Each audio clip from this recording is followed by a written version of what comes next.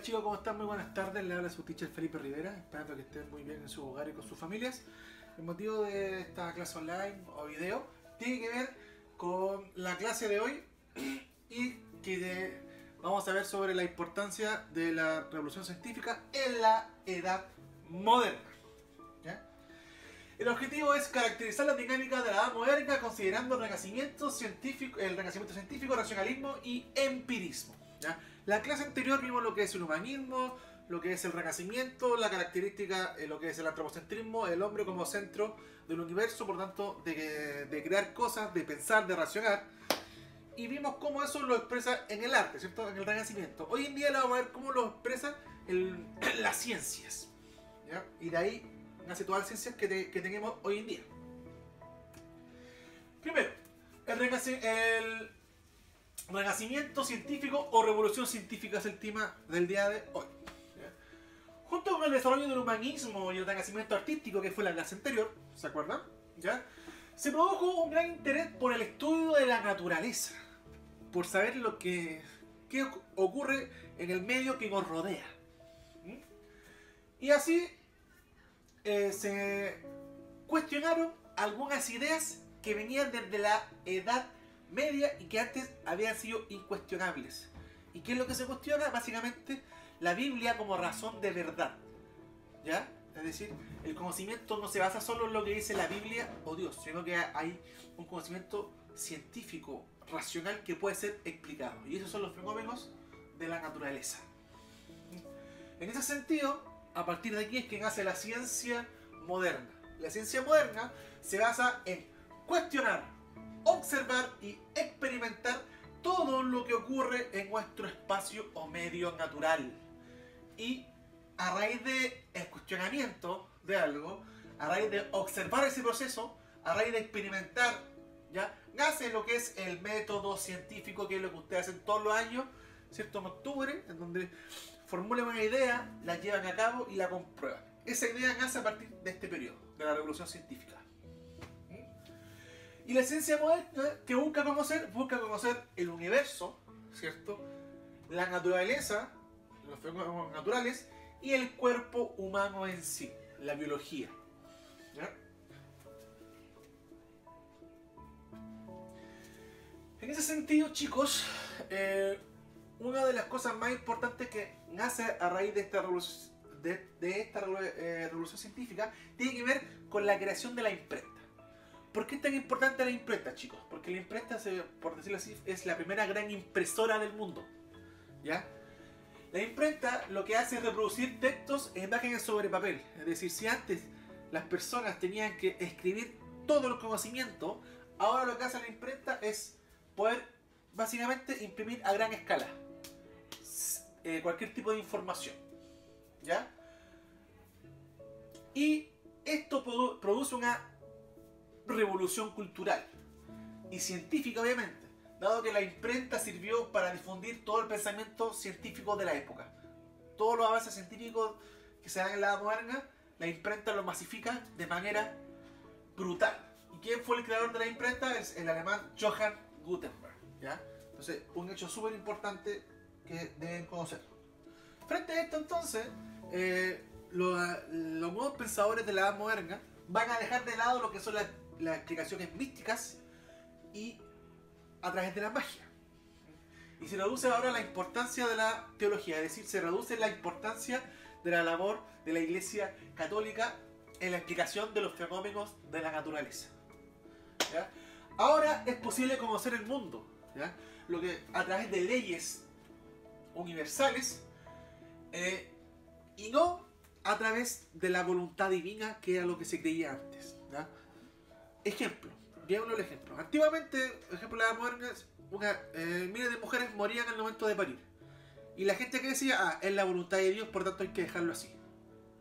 En cambio ahora, un pensador moderno dice, ¿cómo va a ser voluntad de Dios dejar que las personas mueran al momento de parir? Tiene que haber una explicación científica que conlleva eso. ¿Y qué encontraron? La falta de higiene. Imagínense sacar a un bebé con manos sucias, sin tener los implementos limpios, obviamente producía muchas muertes. Entonces, todas esas cosas fueron descubiertas a través de estos pensadores científicos que empezaron a cuestionar, ¿ya?, la labor divina de las cosas y a racionar lo que realmente era importante, a racionalizar los fenómenos de la naturaleza para darle una explicación lógica, coherente y que fuera universal. En ese sentido hay dos flujos de la ciencia moderna, ¿ya? Lo que es el racionalismo y el empirismo. El racionalismo destaca el señor René Descartes, ¿ya? Que él plantea que es posible cuestionar todo lo que el ser humano pueda conocer, ¿ya? Por tanto, él invita o crea lo que es el método deductivo, con su famosa frase, pienso, luego existo. Y luego está el empirismo del señor Francis Bacon, ¿ah? El único conocimiento válido es aquel alcanzado por medio de la experimentación. ¿Ya? Él plantea básicamente de que las cosas, para que realmente sean válidas, racionales y ciertas, se deben experimentar y comprobar. Eso es el método inductivo. Y aquí tienen la primera tarea. Me tienen que definir con sus palabras lo que es el método deductivo y el método inductivo, ¿ya? Les voy a dar pistas. El método inductivo se basa básicamente en la reflexión general de una premisa, de algo, ¿ya? Es algo más lógico que va desde el pensamiento de la persona. En cambio, el método inductivo tiene que ver con algo más práctico, de llevar a la realidad lo que tú estás pensando, lo llevas a la práctica, lo experimentas, ¿ya? Con eso, por favor, quiero que me definan, primera parte de su tarea de la próxima semana, lo que es el método deductivo y el método inductivo dentro de lo que es la ciencia moderna. Finalmente, con esto es que nacen nuevas personas que van a experimentar y van a pensar cómo es el mundo y el universo, ¿ya? Obviamente muchas de estas ideas contradecían lo que la Iglesia Católica propagaba o hablaba para todo el resto de la humanidad. Por lo tanto, muchas de estas personas, muchos de estos científicos fueron buscados, asesinados incluso y quemados en la hoguera por herejes. ¿Por qué? Porque iban en contra de lo que la Iglesia Católica decía. Imagínense. ¿Ah? Sin embargo, todo esto, a medida que iba pasando los años y los siglos, va a ir cambiando obviamente. Pero aún así destacan entre algunos tres grandes científicos, ¿ya? El primero, Nicolás Copérnico. Nicolás Copérnico es el que planteó la teoría heliocéntrica. Según él, y aquí viene el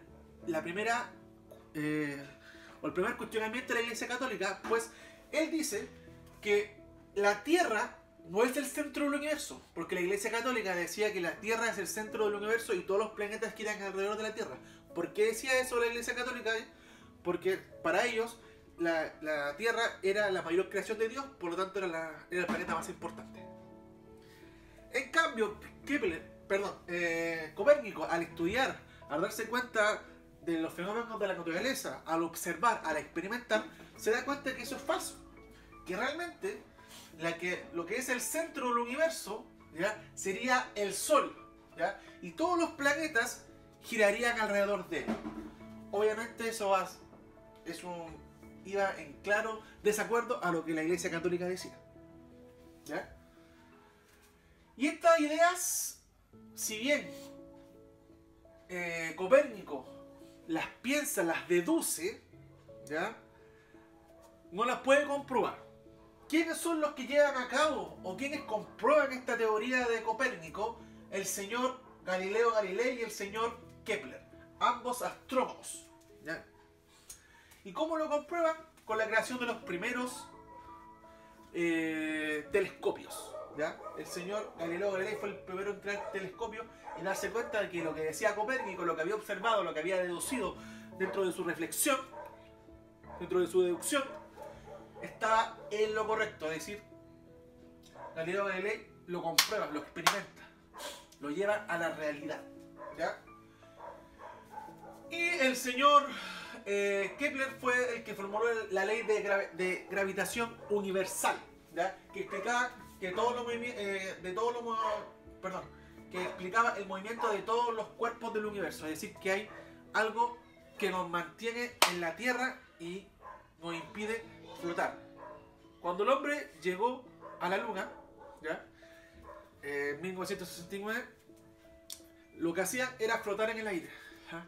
¿Por qué? Porque la Luna no tiene la ley de gravedad como si la tiene el planeta Tierra, y eso nos permite pisar, estar en la Tierra, y nos permite andar, ¿cierto?, paseando por los aires, que quizá a algunos les gustaría.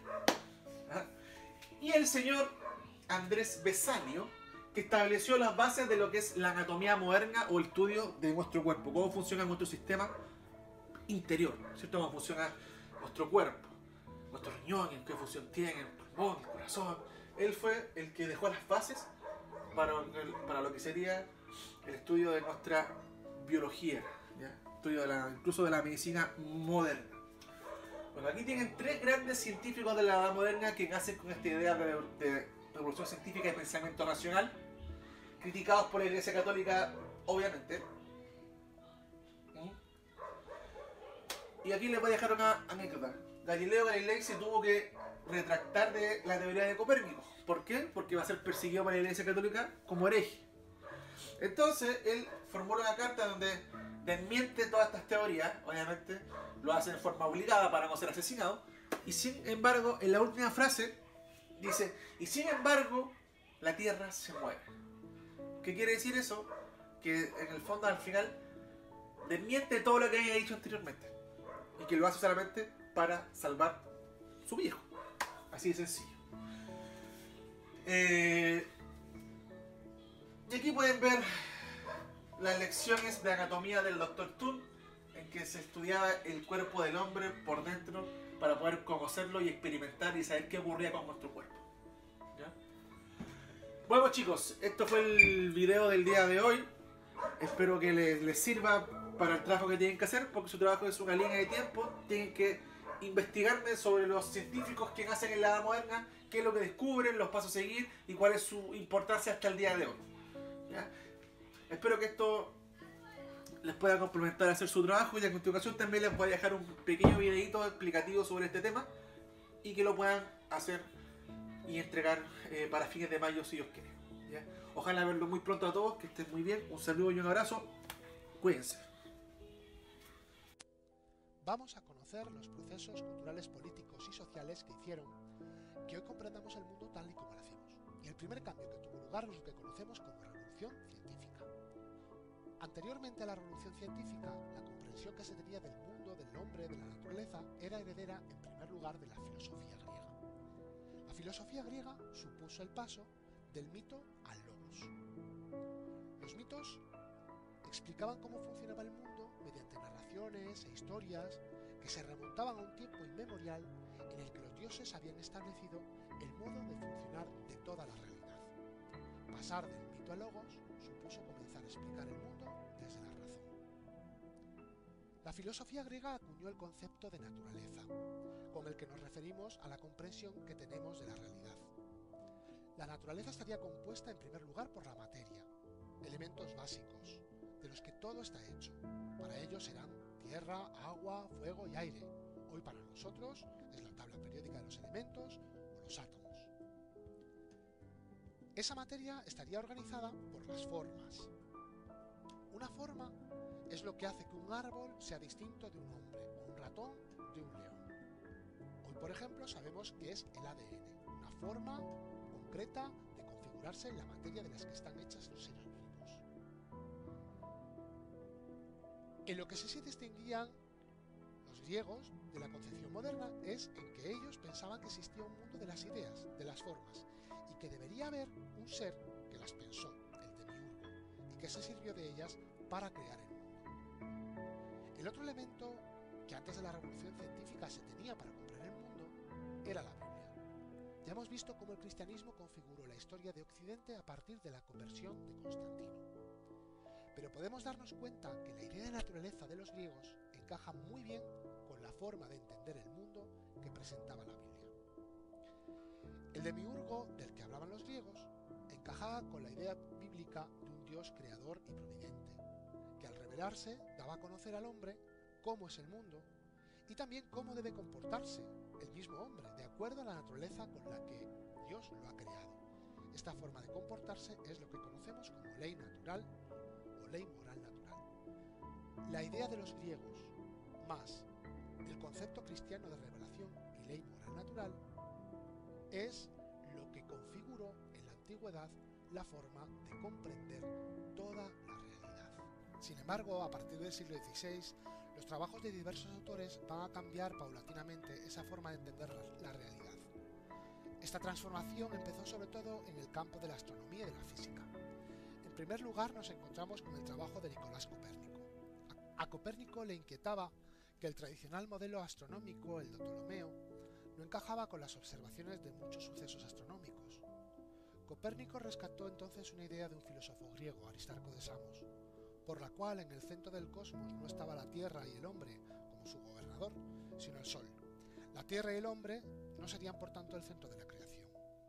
Sin embargo, la obra de Copérnico no contenía datos suficientes que sostuvieran su hipótesis heliocéntrica. Va a ser Galileo, con el desarrollo del telescopio, el que va a aportar las observaciones necesarias que confirman las hipótesis de Copérnico. Sin embargo, Galileo aún mantenía que las órbitas de los cuerpos del sistema solar eran circulares, por lo que sus observaciones no encajaban aún bien con la teoría. Tendría que ser necesario el trabajo de otro astrónomo, Kepler, para resolver la nueva imagen del cosmos. Kepler resolvió el problema planteando que las órbitas de los cuerpos alrededor del Sol eran elípticas y descubrió las relaciones geométricas de los movimientos de los planetas con sus tres famosas leyes. La culminación de esta revolución astronómica llegará con el trabajo de Isaac Newton. El descubrimiento y expresión en fórmulas matemáticas de las leyes de la gravitación universal supuso no solo la explicación de cómo se organiza el cosmos, sino lo que es más importante, el porqué. Ya no hay que recurrir a un Dios que mantiene en movimiento el mundo. El mundo se mueve conforme a unas leyes físicas que la razón puede explicar. Todo este trabajo desarrollado por estos científicos supuso un nuevo modelo de acercarse a la realidad. Es lo que conocemos como método científico, que es el modo concreto en el que la ciencia indaga sobre el comportamiento de la naturaleza. En el método hipotético deductivo se parte de la observación de la realidad, recabando todos los datos necesarios. A la luz de estos datos, el científico propone entonces una hipótesis, es decir, una explicación de por qué se producen esos datos. Esa hipótesis se plantea en las ciencias naturales en términos matemáticos. Las hipótesis tienen como resultado predicciones de cómo la naturaleza se comportará.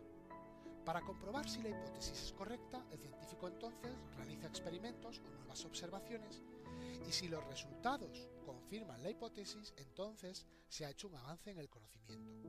Si los resultados, por contra, refutan la hipótesis, habrá que plantearse una hipótesis nueva y volver a contrastarla.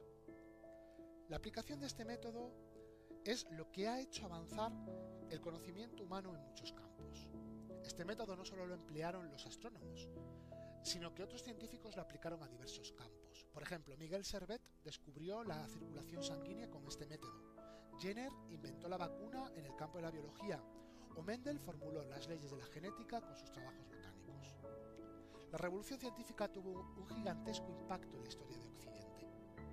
Los crecientes y relevantes descubrimientos de la nueva ciencia hicieron que la concepción de la naturaleza que hasta entonces se tenía tuviera que ser rechazada. Pero esta consecuencia científica tuvo una consecuencia cultural, moral, política y social. Si la concepción del cosmos que hasta ahora se tenía era errónea, ¿no sería también errónea la concepción del hombre, del mundo, de la sociedad, que había encajado tan bien con la antigua física? La revolución científica fue el primer paso, y paso decisivo, para que se produjesen los cambios culturales, sociales, políticos, económicos y religiosos que han configurado el mundo tal y como hoy lo conocemos.